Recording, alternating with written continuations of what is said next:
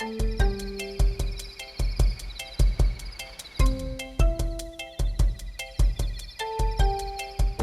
got your thoracolumbar junction as a level of support. You've got your cervical thoracic junction as a level of support, and you've got your OA joint as a level of supports.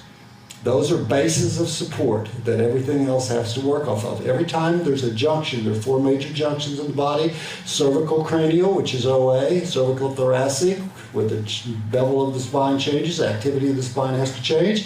Thoracolumbar, that's where the bevel of the spine changes and everything has to change through there. Lumbosacral, those are four major junctions. I like to get in so that I've got my whole arm here so I can skin drag it.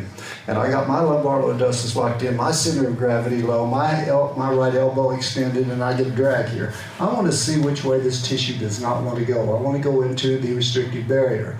Obviously, if you're doing strain counter strain or something like that, positional release, you go into where it wants to go. You follow it where it wants to go. You put it in 3 dimensions to try to turn the nervous system down regulate the nervous system. That's what positional release and Jones strain counter strain is all about.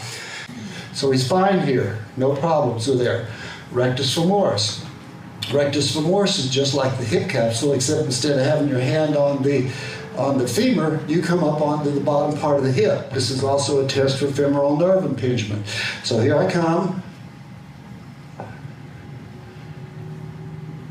A little bit, but not much. It's almost all hip capsule.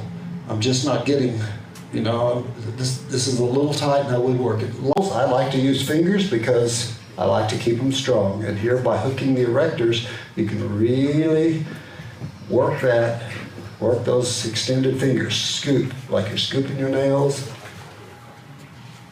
Coming up. Scooping. And, okay, breath. Pelvic tilt. Pelvic tilt. Good. Now I'm going to come to the fists. Do the same thing. Watch how you can internally or externally rotate your fists depending on the tissue texture of the fascia. And it's better for him for me to do it this way, so I'm going to come in, okay, pelvic tilt, perfect, and relax, and I just move all this tissue lateral to medial. Lateral. So I come in, make sure I'm not on spinous processes, and I also like to brace here if I can. Now you don't have to put a hand here, you could come in like this too. I like this behind the back, this just works for me. I get right over where I want to be, and I can use the point of my olecranon. Slow pelvic tilts. And when he comes into exhalation, I drag.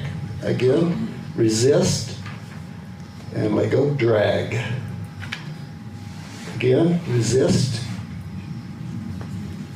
drag.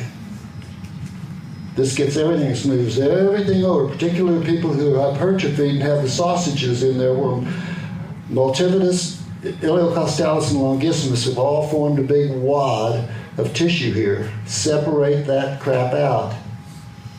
This is my favorite technique. I got to make sure that I'm like this, and then I can evert and invert while distracting. This is a great way to invert and evert while decompressing that joint. Take the fingers under the arch, try to create an arch, drop my weight back. Do the same thing.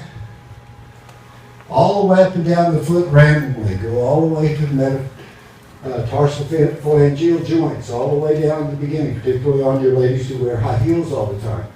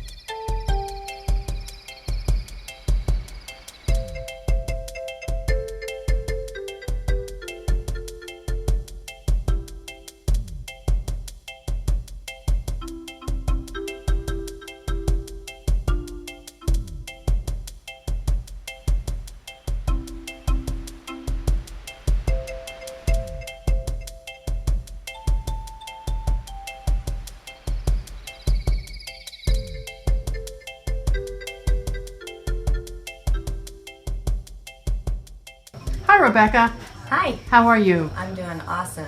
I understand from Erik, this is your first continuing education workshop. This is actually my second one. Your second? Oh, you Yes. do have something to compare it to. How did you like it? This is pretty awesome. This is really good. Haven't been a massage therapist. It'll be my first year as a massage therapist.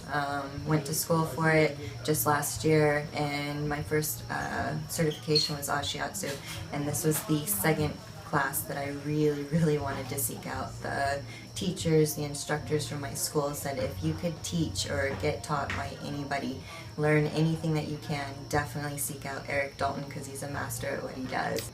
Hi, Aubrey. Hi, how are you doing, Kim? I'm well, thank you. So, where are you from? I'm from Dublin in Ireland. Yeah? Yeah. Yeah? And Traveled a long way to be here. yeah, you did, and we Yeah. really appreciate you coming. Tell me a little bit about your background. I started off as a massage therapist in 1989, and I've studied therapy ever since and practiced. I've been teaching since '94, and I've pretty much done a new qualification each year I've been working because I'm really into continuing education, and it's what keeps things alive and vital for me. It's what keeps me interested in bodywork. That's great. Did you have a good week? I had an awesome week. It was really good. Really enjoyed it. How was the Everything class? about it.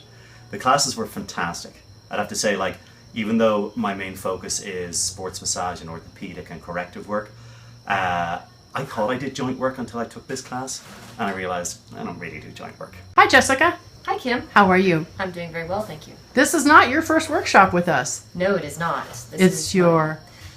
my third with Erik. Yeah. Yeah. Yeah, where are you from? Abilene, Texas. And how did you get interested in myoskeletal alignment techniques? You know, I came across some of his articles like right after I graduated massage school and was always very interested. And well, when I first came out of massage school, I was intimidated by it. You know, I thought, oh, this is going to be way over my head. There's no way I'm going to be able to comprehend all of this. And so I put it off and put it off and put it off. And then when I finally went, I was like, what was I waiting for? Why did I put this off? This is great. He teaches it so well. He breaks it down, makes it easy to understand. So it's been a fantastic experience. That's great. How did you enjoy Pura Vida? Oh, Pura Vida is fantastic. Mm-hmm.